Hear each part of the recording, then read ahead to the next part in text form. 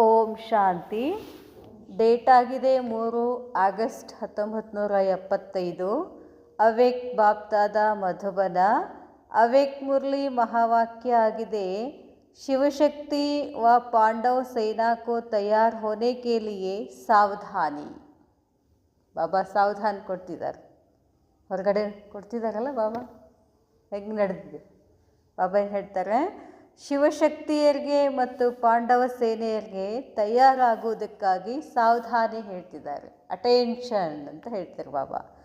ಮಾಯಾ ಸೆ ಯುದ್ಧ ಮೇ ವಿಜಯ ಪ್ರಾಪ್ತ ಕರಾನೆ ವಾಲೆ, ಮಾಯೆಯಿಂದ ಯುದ್ಧದಲ್ಲಿ ವಿಜಯವನ್ನು ಪ್ರಾಪ್ತಿ ಮಾಡಿಸುವಂತಹ ಸರ್ವಾತ್ಮಾಂಕೋ ಕಲ್ಯಾಣ ಕರ್ನೆ ವಾಲೆ, ಎಲ್ಲ ಆತ್ಮಗಳನ್ನು ಕಲ್ಯಾಣ ಮಾಡುವಂತಹ ಸರ್ವ ಪ್ರಕಾರಕ್ಕೆ ಬಂಧನೋ, ಎಲ್ಲ ಪ್ರಕಾರದ ಬಂಧನಗಳಿಂದ ಆಕರ್ಷಣೆಗಳಿಂದ ಪರೇ ರಹನೆ ವಾಲೆ, ಅದರಿಂದ ಭಿನ್ನ ಆಗುವಂತಹ ಸರ್ವೋಚ್ಚ ಸೇನಾಪತಿ. ಸರ್ವೋಚ್ಚ ಸೇನಾಪತಿ ಯಾರು? ಶಿವಬಾಬಾ. ಅವರು ಆತ್ಮಿಕ ಯೋದ್ಧಾವಂಕೆ ಪ್ರತಿ, ಆತ್ಮಿಕ ನಾವೆಲ್ಲ ರುಹಾನಿ ಯೋದ್ಧ ಅಂತ ಹೇಳ್ತೀವಲ್ಲ, ನಮ್ಮ ಪ್ರತಿಯಾಗಿ ಮನೋಹರ ಶಿಕ್ಷಾಯೇ ವ ಸಾವಧಾನಿಯ ದೇತೆ ಹುಯೆ, ನಾವೆಲ್ಲ ಆತ್ಮಗಳಿಗೆ ಎಂಥ ಶಿಕ್ಷಣ ಕೊಡ್ತಾರಂತೆ? ಮನೋಹರ ಶಿಕ್ಷಣವನ್ನು ಕೊಡ್ತಾರಂತೆ. ಸಾವಧಾನಿಯನ್ನು ಹೇಳುವಂತಹ ಮಧುರ ಮತ್ತು ಅನ್ಮೋಲ್ ಮಹಾವಾಕ್ಯ ಶಿವಬಾಬಾ ಉಚ್ಚಾರೆ. ಬಾಬಾ ಹೇಳ್ತಾರೆ ಅನ್ಮೋಲ ಮಹಾವಾಕ್ಯ. ಈಗ ಮುಂದೆ ಹೇಳುವಂಥ ಪ್ರತಿಯೊಂದು ಮಾತು ಬಹಳಷ್ಟು ಅಮೂಲ್ಯವಾಗಿರ್ತಕ್ಕಂಥ ಮಹಾವಾಕ್ಯಗಳು. ಬಾಬಾ ಏನು ಹೇಳ್ತಾರೆ ನೋಡೋಣ. ಸಭಿ ಯೋಗಯುಕ್ತ और युक्तियुक्त स्थिति में स्थित होते हुए अपना कार्य कर रहे हो, ಕೇಳ್ತಾರೆ ಬಾಬಾ. ಎಲ್ಲರೂ ಯೋಗಯುಕ್ತ ಮತ್ತು ಯುಕ್ತಿಯುಕ್ತ ಸ್ಥಿತಿನಲ್ಲಿ ಸ್ಥಿತ ಆಗಿ ತಮ್ಮ ಕಾರ್ಯಗಳನ್ನು ಮಾಡ್ತಾ ಇದ್ದೀರೇನು? ಕ್ಯೋಂಕಿ वर्तमान समय प्रमाण संकल्प वाणी और कर्म ये तीनों ही युक्तियुक्त चाहिए. ಯಾಕೆಂತಂದರೆ ವರ್ತಮಾನ ಸಮಯದ ಪ್ರಮಾಣದಲ್ಲಿ ನಮ್ಮ ಸಂಕಲ್ಪಗಳು, ನಮ್ಮ ಮಾತುಗಳು, ಕರ್ಮಗಳು ಮೂರು ಹೆಂಗಿರಬೇಕಂತೆ?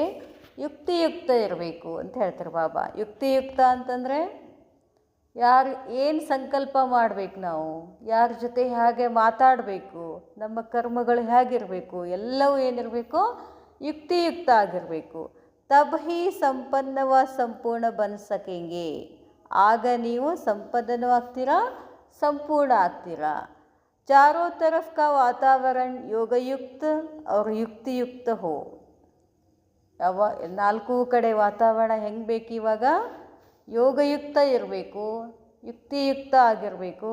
जैसे युद्ध के मैदान में जब योद्धे युद्ध के लिए दुश्मन के सामने खड़े हुए होते हैं तो उनका अपने ऊपर और अपने शस्त्र के ऊपर अर्थात अपनी शक्तियों के ऊपर कितना अटेंशन रहता है.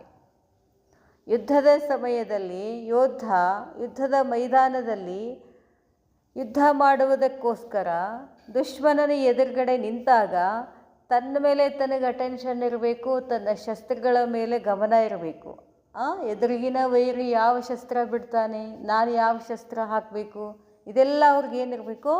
ಗೊತ್ತಿರಬೇಕು, ಅಟೆನ್ಷನ್ ಇರಬೇಕು ಅಂತ ಹೇಳ್ತಾರೆ ಬಾಬಾ. ಬಾಬಾ ಹೇಳ್ತಾರೆ ಅಭೀತೋ ಸಮಯ ಸಮೀಪಾತ ಜಾ ರಹಾ ಹೈ. ಈಗಂತೂ ಸಮಯ ಏನಿದೆ? ಇದು 75ನಲ್ಲಿ ಹೇಳಿರೋದು. ಈಗಂತೂ ಏನಿದೆ ಸಮಯ? ಬಹಳ ಸಮೀಪ ಬರ್ತಾ ಇದೆ. ಯಹ ಮಾನೋ ಯುದ್ಧಕ್ಕೆ ಮೈದಾನ ಮೇ ಸಾಮನೆ ಆನೆ ಕಾ ಸಮಯ ಹೇ. ಹೇಗೆ ತಿಳ್ಕೊಳ್ಳಿ, ಈಗ ನಾವು ಎಲ್ಲಿ ಹೋಗಬೇಕು? ಯುದ್ಧದ ಮೈದಾನದಲ್ಲಿ ನಿಂತಿದ್ದೀವಿ, ನಾವು ಯುದ್ಧ ಮಾಡುವಂಥ ಸಮಯ ಬಂದಿದೆ ಅಂತ ತಿಳ್ಕೊಳ್ಳಿ. ऐसे समय में चारों ओर सर्वशक्तियों का स्वयं में अटेंशन चाहिए. ಇಂಥ ಸಮಯದಲ್ಲಿ ನಾಲ್ಕು ಕಡೆ ಸರ್ವಶಕ್ತಿಗಳನ್ನು ಸ್ವಯಂ, ನಮ್ಮಲ್ಲಿ ಸರ್ವಶಕ್ತಿಗಳು ಏನೇನು ಇದಾವು ಅಂತ ಅದ್ರ ಕಡೆ ಏನಿರಬೇಕು? ನಮಗೆ ಅಟೆನ್ಷನ್ ಇರಬೇಕು. ನನ್ನ ಹತ್ರ ಶಾಂತಿ ಇದೆಯಾ, ನನ್ನ ಹತ್ರ ಸಹನಶಕ್ತಿ ಇದೆಯಾ, ಇವೆಲ್ಲ ಶಕ್ತಿಗಳ ಮೇಲೆ ಅಟೆನ್ಷನ್ ಇರಬೇಕು ಅಂತಾರೆ ಬಾಬಾ. ಅಭಿ ತೋ ಸಮಯ आता जा रहा है, अगर जरा भी अटेंशन कम होगा तो जैसे जैसे समय प्रमाण चारों ओर टेंशन बढ़ता जाता है, ऐसे ही चारों ओर टेंशन के वातावरण का प्रभाव युद्ध में उपस्थित हुए रूहानी पांडव सेना में भी पड़ सकता है. ನೀವು ನಿಮ್ಮ ಮೇಲೆ ಅಟೆನ್ಷನ್ ಕೊಡಲಿಲ್ಲ ಅಂತಂದರೆ, ನಾಲ್ಕು ಕಡೆಯ ವಾತಾವರಣ ಏನಿದೆ, ಟೆನ್ಷನ್ ವಾತಾವರಣ ಇದೆ. ನಿಮ್ಮ ಮೇಲೆ ನೀವು ಗಮನ ಕೊಡಲಿಲ್ಲ ಅಂತಂದರೆ ನೀವು ಅದರ ಪ್ರಭಾವದಲ್ಲಿ ಹೋಗ್ಬಿಡ್ತೀರಾ ಅಂತ ಹೇಳ್ತಾರೆ ಬಾಬಾ. ಬಾಬಾ ಹೇಳ್ತಾರೆ, दिन प्रतिदिन जैसे संपूर्णता का समय नज़दीक आता जाएगा तो दुनिया में टेंशन और भी बढ़ेगा, कम नहीं होगा.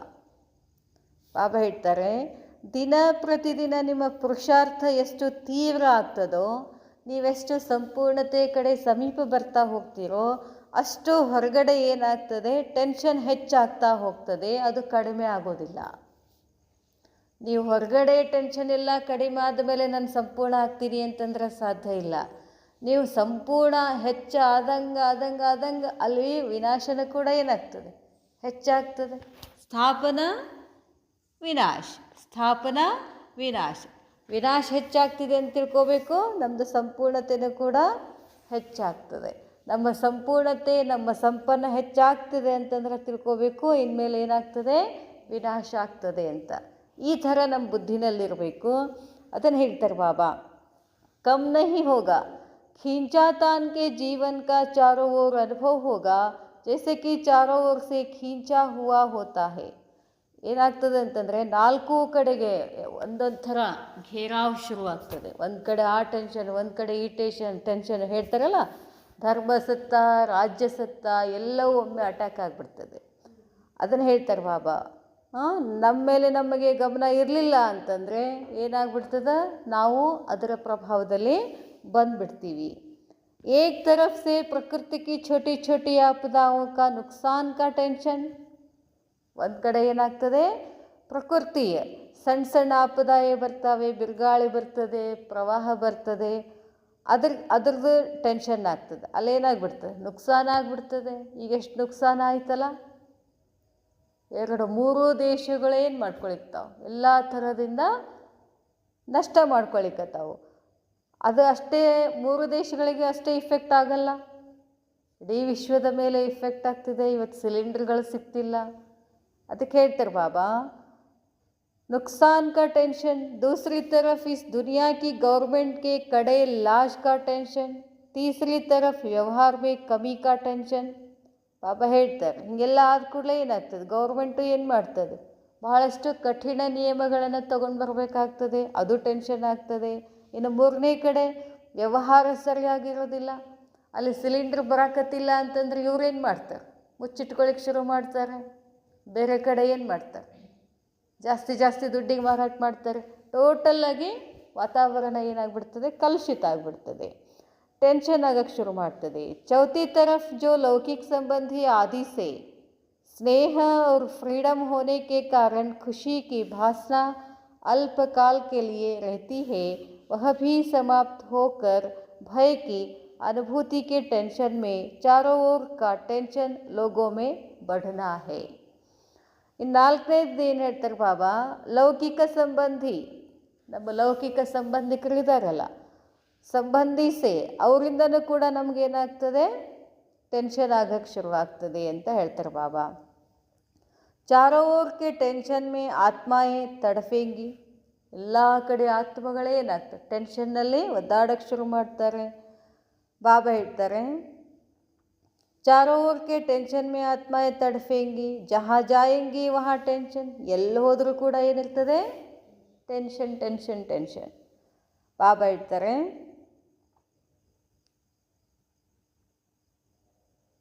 ಬಾಬಾ ಹೇಳ್ತಾರೆ, जैसे शरीर में भी कोई नस खींच जाती है तो कितने परेशानी होती है.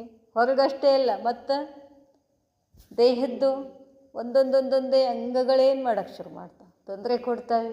ದೇಹದಲ್ಲಿ ಒಂದು ಪಾರ್ಟ್ ನೋವಾದರೂ ಕೂಡ ಬುದ್ಧಿ ಎಲ್ಲಿ ಹೋಗ್ತದೆ, ಬಾಬನ ಕಡೆ ಹೋಗ್ತದೆ ಬುದ್ಧಿ. ಇಡೀ ದಿವಸ ಬುದ್ಧಿಯಲ್ಲಿ ಹೋಗ್ತದೆ, ನೋವು ಆ ಕಡೆ ಎಳಿತದೆ. ಅದನ್ನು ಹೇಳ್ತಾರೆ ಬಾಬಾ, ಎಷ್ಟು ಕಷ್ಟ ಆಗ್ತದೆ. परेशानी होती है, दिमाग खींचा हुआ रहता है, बुद्धि पूर्ति आ नौ कड़े होग्तದೆ. ऐसे ही यह वातावरण बढ़ता जाएगा. ಹೀಗೇನೆ ಈ ವಾತಾವರಣ ಮುಂದೆ ಹೋಗ್ತದೆ ಅಂತ ಹಿಂಗೆ ಹಾಕ್ಕೊಂತೆ ಹೋಗೋದು ಅಂತ ಹೇಳ್ತಾರೆ ಬಾಬಾ. ಜೈಸೆ ಕಿ ಕೊಯ್ ठिकाना नजर नहीं आएगा. ठिकाना ಅಂತಂದರೆ ಮನಸ್ಸು ಒಂದು ಕಡೆ ನಿಲ್ಲುವುದಿಲ್ಲ. ಆ ಕಡೆ ಈ ಕಡೆ ಅವ್ರು ಅದು ಹೇಳಿದ್ರು ಇವ್ರು ಇದು ಹೇಳಿದ್ರು ಇದು ಆಯಿತು ಅದು ಆಯಿತು. ಟಿ ವಿ ಮುಂದೆ ಕೂಡ್ರಿ, ನ್ಯೂಸ್ ಮುಂದೆ ಕೂತ್ಕೊಳ್ಳೆ ಏನಾಗ್ತಿತ್ತು ಪರಿಸ್ಥಿತಿ ಭಾಳ ಇದು. ಅದು ನ್ಯೂಸ್ ನೋಡುವಂಥ ನ್ಯೂಸ್ ಸಹಿತ ಇಲ್ಲ ಇವಾಗ. ಆ ಥರ ಏನಾಗ್ತದೆ, ಮನಸ್ಸು ಹೊಯ್ದಾಡಕ್ಕೆ ಶುರು ಮಾಡ್ತದೆ. ठिकाना नहीं है कि क्या करे, ಏನು ಮಾಡಬೇಕು ಹೆಂಗೆ ಮಾಡಬೇಕು. ಅಗರ್ ಹಾ ಕರೆ ತೋ ಭಿ ಖೀಂಚಾವಟ್, ನಾ ಕರೆ ತೋ ಭಿ ಖೀಂಚಾವಟ್. ಹೂ ಅಂತೂ ಅನ್ನಕ್ಕೆ ಬರೋದಿಲ್ಲ, ಬೇಡ ಅಂತ ಅನ್ನಕ್ಕೂ ಬರೋಂಗಿಲ್ಲ. ಕಮಾಯೆ ತೋ ಭಿ ಮುಷ್ಕಿಲ್, ನ ಕಮಾಯೆ ತೋ ಭಿ ಮುಷ್ಕಿಲ್. ಗಳಿಸಿದ್ರೂ ಕಷ್ಟ, ಗಳಿಸದೇ ಇದ್ರೂ ಕಷ್ಟ. ಇಕ್ಕಟ್ಟ ಕರೆ ತೋ ಭಿ ಮುಷ್ಕಿಲ್, ನ ಕರೆ ತೋ ಭಿ ಮುಷ್ಕಿಲ್. ಇವತ್ತೇನಾಗ್ತದೆ, ಹಿಂಗೆ ಯುದ್ಧ ನಡೀತಾ ಹೋದರೆ ನಮ್ಮ ಬ್ಯಾಂಕಿನಲ್ಲಿರ್ತಕ್ಕಂಥ ದುಡ್ಡು ನಮ್ಮ ಕೈಗೆ ಸಿಗೋದಿಲ್ಲ. ಏನು ಮಾಡ್ತಾರೆ, ಯುದ್ಧ ಮಾಡೋಕ್ಕೆ ಸಿಕ್ಕಾಪಟ್ಟೆ ದುಡ್ಡು ಬೇಕಾಗ್ತದೆ. ಗೌರ್ಮೆಂಟ್ ಏನು ಮಾಡ್ತದೆ, ತಗೊಂಡ್ಬಿಡ್ತದೆ. ಗಳಿಕೆ ಮಾಡಿದರೂ ಭಯ ಇದೆ, ಮನೆಯಾಗ ಇಟ್ಕೊಳ್ಳುವಂಗೂ ಇಲ್ಲ, ಬ್ಯಾಂಕ್ ಒಳಗೂ ಇಡುವಂಗಿಲ್ಲ, ಎಲ್ಲಿಟ್ಕೊಳ್ಳೋದು. ಬಾಬಾ ಹೇಳ್ತಾರೆ, ಕಮಾಯೆ ತೋ ಭಿ ಮುಷ್ಕಿಲ್, ನೈ ಕಮಾಯೆ ತೋ ಭಿ ಮುಷ್ಕಿಲ್. ಇಕ್ಕಟ್ಟ ಕರೆ ತೋ ಭಿ ಮುಷ್ಕಿಲ್, ನ ಕರೆ ತೋ ಭಿ ಮುಷ್ಕಿಲ್. ಬಾಬಾ ಹೇಳ್ತಾರೆ, ಐಸಾ ವಾತಾವರಣ ಬಂತಾ ಜಾಯಿಗ. ಇಂಥ ಒಂದು ವಾತಾವರಣ ನಿರ್ಮಾಣ ಆಗ್ತಾ ಹೋಗ್ತದೆ. ऐसे टाइम पर चारों ओर के टेंशन का प्रभाव रूहानी पांडव सेना पर न हो. ಇಂಥ ಸಮಯದಲ್ಲಿ ಆತ್ಮಿಕ ಪಾಂಡವರು ಶಕ್ತಿಯರು ಏನಿದ್ದೀರಲ್ಲ, ನಿಮ್ಮ ಮೇಲೆ ಈ ಪ್ರಭಾವ ಬೀರಬಾರ್ದು ಅಂತ ಹೇಳ್ತಾರೆ ಬಾಬಾ. ಸ್ವಯಂ ಕೋ ಟೆನ್ಷನ್ ಮೇ ಆನೆ ಕಿ ಸಮಸ್ಯಾಯೇ ನ ಭಿ ಹೋ. ಸ್ವಯಂ ಕೋ ಟೆನ್ಷನ್ ಮೇ ಆನೆ ಕಿ, ನಾವೇ ಟೆನ್ಷನ್ನಲ್ಲಿ ಬರಬಾರ್ದು ಅಂತ ಹೇಳ್ತಾರೆ ಬಾಬಾ. ನಾವೇ ಸಮಸ್ಯೆನಲ್ಲಿ ಸಿಕ್ಕಾಕೋಗಬಾರ್ದು. ಲೇಕಿನ್ ವಾತಾವರಣ ಕಾ ಪ್ರಭಾವ ಕಮ್ಜೋರ್ ಆತ್ಮ ಪರ್ ಸಹಜ ಹೀ ಹೋ ಜಾತಾ ಹೈ. ಆದರೆ ನೀವು ಕಮ್ಜೋರಿ ಆಗಿದ್ದರೆ, ನಿಮ್ಮ ಮನಸ್ಸು ವೀಕ್ ಆಗಿದ್ದರೆ, ಈ ವಾತಾವರಣದ ಪ್ರಭಾವ ನಿಮ್ಮ ಮೇಲೆ ಬಿದ್ದೇ ಬೀಳ್ತದೆ ಅಂತ ಹೇಳ್ತಾರೆ ಬಾಬಾ. ಭಯ ಕಾ ಸೋಚ್ ಕಿ ಕ್ಯಾ ಹೋಗಾ, ಏನಾಗ್ಬೋದು ಏನಿಲ್ಲ ಅಂತ ಭಯ ಶುರುವಾಗ್ತದೆ. कैसे होगा, इन बातों का प्रभाव न हो. ಈ ಮಾತುಗಳ ಪ್ರಭಾವ ನಿಮ್ಮ ಮೇಲೆ ಆಗಬಾರ್ದು. ಯಾವ ಮಾತುಗಳು, ಏನಾಗ್ತದೋ ಹೆಂಗಾಗ್ತದೋ ಏನು ಮಾಡೋದು.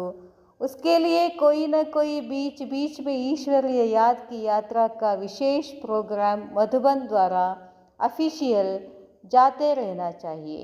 ಅದಕ್ಕೆ ಬಾಬಾ ಹೇಳ್ತಾರೆ, ಅದಕ್ಕಾಗಿ ಕೊಯ್ ನ ಕೊಯ್, ಯಾವುದೋ ಒಂದು ನಡುವೆ ಈಶ್ವರ್ಯ ನೆನಪಿನ ಯಾತ್ರೆ, ವಿಶೇಷ ಪ್ರೋಗ್ರಾಮ್ ಮಧುಬನದ ಮುಖಾಂತರ ಅಫಿಷಿಯಲ್ ಆಗಿ ಎಲ್ಲ ಕಡೆ ಹೋಗಬೇಕು ಅಂತ ಹೇಳ್ತಾಯಿದ್ರಿ. ಕರೋನಾದೊಳಗೂ ಹಂಗೆ ಆಯಿತು. ಏನು ಮಾಡೋದು, ಕರೋನಾ ಭಯ ಇತ್ತಲ್ಲ ಎಲ್ಲರಿಗೂ, ಏನಾಗ್ತದೆ ಏನಿಲ್ಲೋ ಹಿಂಗೆ ಎಷ್ಟು ಭಯ ಇತ್ತು. ಇಡೀ ಜಗತ್ತಿನ ತುಂಬ ಏನು ತುಂಬಿಕೊಂಡಿತ್ತು, ಭಯದ ಅಟ್ಟಹಾಸನೆ ನಡೀತಿತ್ತು. ಆವಾಗ ಏನು ಮಾಡಿದ್ರು, ಮಧುಬನದಿಂದ ಒಂದು 15 ಮಿನಿಟ್ಸಿಂದ ಒಂದು ಮೆಡಿಟೇಷನ್ ಇದು ಕಳಿಸ್ಬಿಟ್ರು. ಎಲ್ಲರೂ ಬೆಳಗ್ಗೆ 7 ಗಂಟೆಗೆ ನೀವು ಇದನ್ನು ಹಾಕ್ಕೊಂಡು ಯೋಗ ಮಾಡಬೇಕು, 4 ಕಡೆಗೆ ವೈಬ್ರೇಷನ್ಸ್ ಕಳಿಸ್ಬೇಕು ಅಂತ. ಹಾಗೆ ನೀವು ಮಧುಬನವಾಸಿಗಳು ಏನು ಮಾಡಬೇಕು, ಅಫಿಷಿಯಲ್ ಆಗಿ ಒಂದು ಪ್ರೋಗ್ರಾಮನ್ನು ಮಾಡಬೇಕು. ಜಿಸ್ಸೆ ಕಿ ಆತ್ಮಾಂಕ ಕಿಲಾ ಮಜಬೂತ್ रहेಗ. ಅದರಿಂದ ಆತ್ಮಗಳ ಒಂದು ಕೋಟೆ ಏನಾಗ್ತದೆ, ಗಟ್ಟಿ ಆಗ್ತದೆ. आजकल सर्विस भी बहुत बढ़ेगी, लेकिन बढ़ने के साथ साथ युक्ति युक्त भी बहुत चाहिए. ಸರ್ವಿಸ್ ಹೆಚ್ಚಾಗ್ತಾ ಹೋಗ್ತದೆ, ಆದರೂ ಕೂಡ ಜೊತೆಗೆ ಏನಿರಬೇಕು, ಯುಕ್ತಿಯುಕ್ತ ಇರಬೇಕು ಅಂತ ಹೇಳ್ತಾರೆ ಬಾಬಾ. आजकल कोई सभी ज्ञानी तो आत्मा बनने नहीं आते हैं, एक क्वालिटी है बाप समान बनने वाली. ಬಾಬಾ ಹೇಳ್ತಾರೆ, आजकल कोई सभी, ಎಲ್ಲರೂ ज्ञानी तो आत्मा बनने नहीं आते, एक क्वालिटी है बाप समान बनने वाली. जो बाप स्वरूप मास्टर बन जाते हैं तो फर्स्ट क्वालिटी है बाप समान बनना. दूसरी क्वालिटी है सिर्फ बाप के संबंध में रहने वाले. तीसरी क्वालिटी है सिर्फ बाप व सेवा के संपर्क में रहने वाले. ಅದಕ್ಕೆ ಬಾಬಾ ಹೇಳ್ತಾರೆ, ಫಸ್ಟ್ ಕ್ವಾಲಿಟಿ ಆಗೋದು ಅಂತಂದ್ರೇನು, ತಂದೆಯ ಸಮಾನ ಆಗಲಿಕ್ಕೆ ನಾವಿಲ್ಲಿ ಬಂದಿರೋದು. ಬಾಬ್ ಸಮಾನ ಅಂದರೆ ಏನು, ಶಿವ ಬಾಬಾಗೆ ಸಮಾನ ಆಗ್ಲಿಕ್ಕೆ ನಾವಿಲ್ಲಿ ಬಂದಿರೋದು. ಅದಕ್ಕಾಗಿ ಬರೀ ಜ್ಞಾನಿತ್ವ ಆತ್ಮ ಆಗೋದಲ್ಲ, ಬಾಬ್ ಸಮಾನ ಆಗುವಂಥದ್ದು ಫಸ್ಟ್ ಕ್ವಾಲಿಟಿ. ಸೆಕೆಂಡ್ ಕ್ವಾಲಿಟಿ ಹೇಳ್ತಾರೆ, ಕೇವಲ ತಂದೆಯ ಸಂಬಂಧದಲ್ಲಿ ಬರೋದು.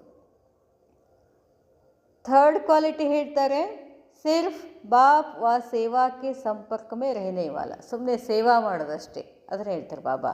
ಆಜ್ಕಲ್ ಸಂಬಂಧ ಅವ್ರ ಸಂಪರ್ಕ ಮೇ रहने वाले ज़्यादा आएंगे. ಇತ್ತೀಚೆಗೆ ಬರುವಂಥ ಆತ್ಮಗಳು ಹೆಂಗಿದ್ದಾರೆ, ಬರೀ ಸಂಪರ್ಕದಲ್ಲಿ ಬರೋದು ಅವರೇ ಹೆಚ್ಚಿದ್ದಾರೆ. ತಂದೆ ಸಮಾನ ಆಗುವಂಥ ಆತ್ಮಗಳು ಇಲ್ಲ ಅಂತಾರೆ ಬಾಬಾ. ಸ್ವರೂಪ್ बनने वाले कम आएंगे. ಸಬ್ ಏಕ್ ಜೈಸೆ ನಹಿ ನಿಕ್ಲೆಂಗೆ, ಎಲ್ಲರೂ ಒಂದೇ ಥರ ಇರೋದಿಲ್ಲ. ದಿನ ಪ್ರತಿದಿನ ಕ್ವಾಲಿಟಿ भी कमज़ोर आत्माओं अर्थात प्रजा की संख्या ज़्यादा आएगी. उन्हें एक ही बात अच्छी लगेगी, दो नहीं लगेगी. ಬಾಬಾ ಹೇಳ್ತಾರೆ, ದಿನ ಪ್ರತಿದಿನ ಬಹಳ ಕಮ್ಜೋರಿ ಕ್ವಾಲಿಟಿ ಆತ್ಮಗಳು ಜಾಸ್ತಿ ಬರ್ತಾರೆ. ಯಾಕಂದರೆ ಪ್ರಜೆಗಳು ಬೇಕಲ್ಲ, ಪ್ರಜಾಸಂಖ್ಯಾ ಆತ್ಮಗಳು ಹೆಚ್ಚಿಗೆ ಬರ್ತಾರೆ. ಅವ್ರಿಗೆ ಯಾವುದು ಚಲೋ ಅನ್ನಿಸ್ತದೆ ಅಂತಂದರೆ, ಬಾಬಾ ಬಾತ್ ಅಚ್ಚಿ, ಏಕ್ ಹಿ ಬಾತ್ ಅಚ್ಚಿ ಲಗೇಗಿ, ದೋ ನಹಿ ಲಗೇಗಿ. ಸಬ್ ಬಾತೋ ಮೇ ನಿಶ್ಚಯ ನಹಿ ಹೋಗಾ. ಎಲ್ಲರಿಗೂ ಎಲ್ಲದರ ಮೇಲೆ ನಿಶ್ಚಯ ಇರೋದಿಲ್ಲ. तो संपर्क वालों को भी उन्होंको जो चाहिए उसी प्रमाण उन्होंको संपर्क में रखते रहना है. ಬಾಬಾ ಹೇಳ್ತಾರೆ, तो संपर्क वालों को भी, ಸಂಪರ್ಕದಲ್ಲಿ ಬರುವಂಥವರು ಕೂಡ ಅವರಿಗೆ ಜೋ ಚಾಹಿಯೆ, ಅವ್ರಿಗೆ ಏನು ಬೇಕೋ ಅಷ್ಟೇ ಸಂಪರ್ಕದಲ್ಲಿ ಬರ್ತಾರೆ. ಅವ್ರಿಗೇನು ಬೇಕಾಗಿರ್ತದಲ್ಲ ಅಷ್ಟು ಬಂದರೆ ಮುಗೀತು ಅಂತ ಹೇಳ್ತಾರೆ ಬಾಬಾ. समय जैसे नाजुक आता जाएगा वैसे समस्या प्रमाण भी उनके लिए रेग्युलर स्टूडेंट बनना मुश्किल होगा. ಅಂಥ ಆತ್ಮಗಳು ಏನು ಮಾಡ್ತಾರೆ, ಸಮಯ ಜೈಸೆ ನಾಜೂಕ್ ಆತಾ ಜಾಯಿಗ, ಸಮಯ ಏನಾಗ್ಲಿಕ್ಕತ್ತದ, ನಾಜೂಕ್ ಆಗ್ಯದಲ್ಲ ಈಗ ಆಗಲಿ. ಇಂಥ ನಾಜೂಕ್ ಸಮಯದಲ್ಲಿ ಅವ್ರಿಗೆ ರೆಗ್ಯುಲರ್ ಆಗಿ ಬರೋದು ಕೂಡ ಕಷ್ಟ ಆಗ್ತದೆ. ಲೇಕಿನ್ ಸಂಪರ್ಕ ಮೇ ಢೇರ್ ಕೆ ಢೇರ್ ಆಯಂಗೆ, ಸಂಪರ್ಕದಲ್ಲಿ ಬರ್ತಾರೆ, ಆದರೆ ದಿನಾಲು ಬಂದು ಮುರಳಿ ಕೇಳಿ ದಿನಾಲು ಯೋಗ ಮಾಡೋದು ಅವ್ರಿಗೇನಾಗ್ತದೆ, ಕಷ್ಟ ಆಗ್ತದೆ ಅಂತ ಹೇಳ್ತಾರೆ ಬಾಬಾ. लेकिन संपर्क में ढेर के ढेर आएंगे क्योंकि लास्ट समय है ना. तो लास्ट पोज कैसा होता है, जैसे पहले उछल उमंग उत्साह होता है, वह विरला कोई का होगा. ಬಾಬಾ ಹೇಳ್ತಾರೆ, ಮೊದಲು ಬಂದವರೆಲ್ಲ ಎಷ್ಟು ಉಮಂಗ್ ಉತ್ಸಾಹದಲ್ಲಿದ್ದರು, ಆದರೆ ಇತ್ತೀಚೆಗೆ ಬರುವವರೆಲ್ಲ ಹೆಂಗಿದ್ದಾರೆ, ತಮಗೇನೋ ಕೆಲಸ ಆಗಬೇಕಾಗಿರ್ತದ ಅದಕ್ಕೆ ಬರ್ತಾರಿಲ್ಲ ಅಷ್ಟೇ ಅಂತಾರೆ ಬಾಬಾ. ಬಾಬಾ ಹೇಳ್ತಾರೆ, ವಹ ವಿರಲಾ ಕೋಯಿ ಕಾ ಹೋಗ, ಉಮಂಗ್ ಉತ್ಸಾಹದಲ್ಲಿ ಬಂದು ಬಾಬಾ ಹೇಳ್ದಂಗೆ ಕೇಳಿ ಬಾಬಾ ಹೇಳ್ದಂಗೆ ಯೋಗ ಮಾಡೋರು ಬಹಳಷ್ಟು ಕಡಿಮೆ. ತೋ ಯಹ ಅಟೆನ್ಷನ್ ಚಾಹಿಯೆ, ಇದ್ರ ಮೇಲೆ ಗಮನ ಇರಬೇಕು. ऐसे नहीं कि संपर्क वाले आत्माओं को न परखते हुए संपर्क से भी उन्हें वंचित कर देवे. खाली हाथ कोई भी न जाए, नियमों पर भल नहीं चल पाते हैं लेकिन वह स्नेह में रहना चाहते हो तो ऐसे आत्माओं का भी अटेंशन जरूर रखना है. बाबा ಹೇಳ್ತಾರೆ, ಹಾಗಲ್ಲ कि संपर्क वाले आत्माओं को, ಸಂಪರ್ಕದಲ್ಲಿ ಬರುವಂಥ ಆತ್ಮಗಳನ್ನು ನ ಪರಖತೆ ಹುಯೇ ಭಿ ಸಂಪರ್ಕ ಸೇ ಭಿ ಉನ್ಹೇ ವಂಚಿತ್ ಕರ್ ದೇವೆ, ಅವ್ರನ್ನ ಬರಲಿ ಸಂಪರ್ಕದಲ್ಲಾದರೂ ಅವ್ರು ಇರಲಿ ಅಂತಾರೆ ಬಾಬಾ. ಅದರಿಂದನೂ ಅವ್ರಿಗೆ ವಂಚಿತ ಮಾಡೋಕ್ಕೆ ಹೋಗಬೇಡಿ, ಸಂಪರ್ಕದಲ್ಲಿನೂ ಇಟ್ಕೊಳ್ಬೇಕಾಗ್ತದೆ. ಆದರೆ ವಹ ಸ್ನೇಹ ಮೇ ರೆಹನಾ ಚಾತೆ ಹೋ, ಅವ್ರು ಕೇವಲ ಸಂಪರ್ಕದಲ್ಲಿ ಸ್ನೇಹದಲ್ಲಿ ಇರೋಕ್ಕೆ ಇಷ್ಟಪಡ್ತಾರೆ. ತೋ ಐಸಿ ಆತ್ಮಾओं का भी, ಅಂಥ ಆತ್ಮಗಳ ಕಡೆಯೂ ಕೂಡ ಏನು ಮಾಡಬೇಕಾಗ್ತದೆ, ಅಟೆನ್ಷನ್ ಕೊಡಬೇಕಾಗ್ತದೆ. ಕೆಲವೊಂದು ಸಲ ಹೇಳ್ತಾರೆ, ನಾವು ಫಂಕ್ಷನಿಗೆ ಬಾ ಅಂದ್ರೆ ಅಷ್ಟೇ ಬರ್ತಾರೆ, ಗುರುವಾರ ಪ್ರಸಾದ ಐತ್ರಿ ಬಾ ಅಂದ್ರೆ ಅದಕ್ಕಷ್ಟೇ ಬರ್ತಾರೆ. ಅವ್ರಿಗೆ ಏನು ಬಿಡ್ರಿ ದಿನ ಬರೋಂಗಿಲ್ಲ, ಅವ್ರಿಗೆ ಯಾಕೆ ಹೇಳೋದು ಅಂತ ಹಂಗೆ ಮಾಡಬೇಡಿ ಅಂತಾರೆ ಬಾಬಾ. ಅವ್ರನ್ನ ಸಂಪರ್ಕದಲ್ಲಿ ನಾವು ಇಟ್ಕೊಳ್ಳೇಬೇಕಾಗ್ತದೆ, ಕರೀಲೇಬೇಕಾಗ್ತದೆ. समझ लेना चाहिए कि यह ग्रुप इसी प्रमाण तीसरी स्टेज वाला है. ತಿಳ್ಕೋಬೇಕು, ಅವರು 3ನೇ ಗ್ರೂಪ್ನವ್ರು ಇದ್ದಾರೆ, ಮತ್ತೆ ಅವ್ರಿಗೆ ನಾವು ಏನು ಮೇಲಿನ ಮೇಲೆ ಕರೀಲೇಬೇಕಾಗ್ತದೆ. तो उन्हों को भी उसी प्रमाण हैंडलिंग मिलनी चाहिए। तो समय के प्रमाण वातावरण को पावरफुल बनाने की आवश्यकता है. ಅವ್ರದ್ದು ಅವಶ್ಯಕತೆ ಇರ್ತದಂತಾರೆ ಬಾಬಾ. ಯಾವ ಆತ್ಮಗಳದ್ದು ಯಾವಾಗ ಅವಶ್ಯಕತೆ ಬೀಳ್ತದೋ ಗೊತ್ತಿಲ್ಲ. ಅದಕ್ಕೆ ಎಲ್ಲ ಆತ್ಮಗಳನ್ನು ಕೂಡ ನಾವೇನು ಮಾಡಬೇಕು, ಸಂಬಂಧ ಸಂಪರ್ಕದಲ್ಲಿ ತಗೊಂಡು ಬರಬೇಕು. ब्राह्मण बच्चों की साधारण रीति से दिनचर्या बीते वह आजकल के समय प्रमाण न होना चाहिए. ಬ್ರಾಹ್ಮಣ ಮಕ್ಕಳು ನೀವೇನಿದ್ದೀರಲ್ಲ, ಸಾಧಾರಣ ರೀತಿಯಿಂದ ದಿನಚರ್ಯಗಳನ್ನು ಕಳೆಯಕ್ಕೆ ಹೋಗಬೇಡಿ. ವಹ ಆಜ್ಕಲ್ ಕೆ ಸಮಯ ಪ್ರಮಾಣ ನ ಹೋ. ಈ ಸಮಯ ಪ್ರಮಾಣದಲ್ಲಿ ನಿಮ್ಮದು ಸಾಧಾರಣ ದಿನಚರ್ಯ ಇರಕೂಡ್ದು. ಏನಾಗಬೇಕು ನಮ್ಮ ದಿನಚರ್ಯ? ಯೋಗ, ಧಾರಣ, ಮುರಳಿ ಕೇಳೋದು, ಸಂದೇಶ ಕೇಳೋದು ಏನಾಗಬೇಕು? ತೀವ್ರ ಆಗಬೇಕು ಅಂತಾರೆ ಬಾಬಾ. ಸಾಧಾರಣ ಇರಬಾರ್ದು. नहीं तो वह प्रभाव बढ़ जाएगा. ಆಯ್ತು ಬಿಡ್ರಿ, 4 ಗಂಟೆಗೆ ಬರ್ತೀವಿ, ಯೋಗ ಮಾಡ್ತೀವಿ, ಮುರಳಿ ಕೇಳ್ತೀವಿ, ಮತ್ತು ನಮ್ಮ ದಂಧಗಳು ನಾವು ಹೋಗೋದು, ಹಿಂಗೆ ಬೇಡ ಅಂತಾರೆ ಬಾಬಾ. ಯಾಕೆ ಹೇಳ್ತಾರೆ ಅಂತಂದರೆ, ಸಮಯ ಪ್ರಮಾಣ ಅಲ್ಲಿ ಏನಾದರೂ ಜೋರಾಯಿತು ಅಂತಂದರೆ ನಾವೇನಾಗ್ಬಿಡ್ತೀವಿ, ಅದರಲ್ಲಿ ಸಿಕ್ಕಾಕೊಂಡು ಬಿಡ್ತೀವಿ. ನಿಮ್ಮದೇನಿರಬೇಕು, ಪುರುಷಾರ್ಥ ಸ್ಟ್ರಾಂಗ್ ಇರಬೇಕು ಅಂತ ಹೇಳ್ತಾರೆ ಬಾಬಾ. इसलिए विशेष रीति से वातावरण को याद की यात्रा से पावरफुल बनाने में सब बच्चों का अटेंशन खिंचवाना चाहिए. ಅದಕ್ಕೆ ಏನು ಮಾಡಬೇಕಂತಾರೆ ಬಾಬಾ? ವಿಶೇಷ ರೀತಿಯಿಂದ ವಾತಾವರಣವನ್ನು ನೆನಪಿನ ಯಾತ್ರೆಯಿಂದ ಪಾವರ್ಫುಲ್ ಮಾಡುವುದರಲ್ಲಿ ಎಲ್ಲ ಮಕ್ಕಳು ಏನು ಮಾಡಬೇಕು? ಅಟೆನ್ಷನ್ ಕೊಡಬೇಕು ಅಂತ ಹೇಳ್ತಾರೆ ಬಾಬಾ. अपने को उस दुनिया के वातावरण से कैसे बचा सके.